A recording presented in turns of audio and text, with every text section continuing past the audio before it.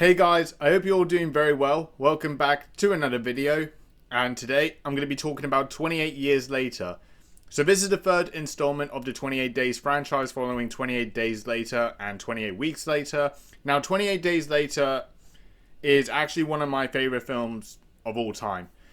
Now, I feel like that movie just had such a revolutionary impact of like how you create a post-apocalyptic United Kingdom. Or city for that aspect, but I really feel like the way Danny Boyle and Alex Garland put their work in that film was brilliant. I love the writing, the direction, and also the camera work that they deliberately did to really try and add a little bit of a unique touch to it. So I really feel like 28 Days Later is just a absolutely brilliant film. And up there with one of my favorite films. It's definitely my favorite zombie movie and probably my favorite horror movie. Now, 28 Weeks Later following that just didn't have the same impact that Days Later had. Obviously, Danny Boyle and Alex Garland didn't work on that movie, but I thought it was a good film for what it was and what it achieved. But it certainly didn't have the same feel or effect that 28 Days Later had. But knowing Danny Boyle and Alex Garland went back to the work for 28 Years Later, I was very optimistic about this film. And I can safely say this is a really, really good movie. So if you are familiar with the franchise, the title of this movie says it for itself. So this is 28 years after the Rage virus escaped the medical laboratory. I'm sure you're all familiar with that scene if you're familiar with the franchise, like how a group of activists infiltrate the lab of where they have infected chimpanzees. And obviously the scientists there warn them they have the Rage virus and it's very contagious. And when they release the chimps, they get infected with this virus and it spreads. And this is 28 years after the effects of that. And where you have is a few characters, essentially. I feel like there's really three main characters that you really follow throughout this film, which is mostly a family. So you have Spike, who is the child, but then you also have their parents, their father, Jamie, who is played by Aaron Taylor-Johnson, and also their mother, played by Jodie Comer. And essentially, Spike is a young kid who's trying to follow like his father mostly from the beginning of the movie. And essentially, they live on an island where they are separated from the mainland where the infected are. And essentially, Spike follows his father where they cross the mainland to try and practice his, his bow and arrow ability, where they kill the infected, but also the island itself is also needs stocks and supplies because essentially they have to like ration and everything like that. So they have to like try and get some supplies for the village and the community. So they try and get to the mainland to try and resupply, but they also have to come across the infected as well. And part of the story also follows the mother, Isla, who is also suffering from memory loss and is very ill, but the cause of their condition is unknown. So there's also an element where they also cross the mainland to find a doctor who Spike wants to know the truth about his mother's condition. Now, I'm not going to try and get into like spoilers, but that's kind of like most of the story. And I think it's like, I would say, a good story for what it is. I mean, it's not like trying to put like any sort of complex narrative or plot holes or anything like that. None of that is thrown at you, which I think for a movie like the 28 Days franchise puts out, I think is good. It doesn't have to like try and follow like different submerging events that have to happen and everything just happens for no whatever reason. So I think the story itself is very safe. They played that very well.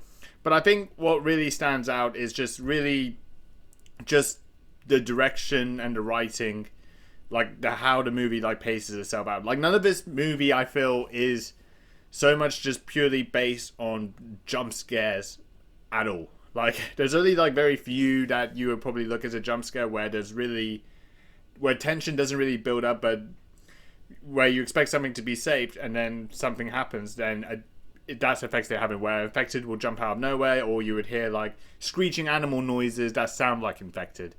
that will put you off. And I think it's very good that they really put that work together. I also want to touch more on the horror a little bit more. I actually think the horror is really good.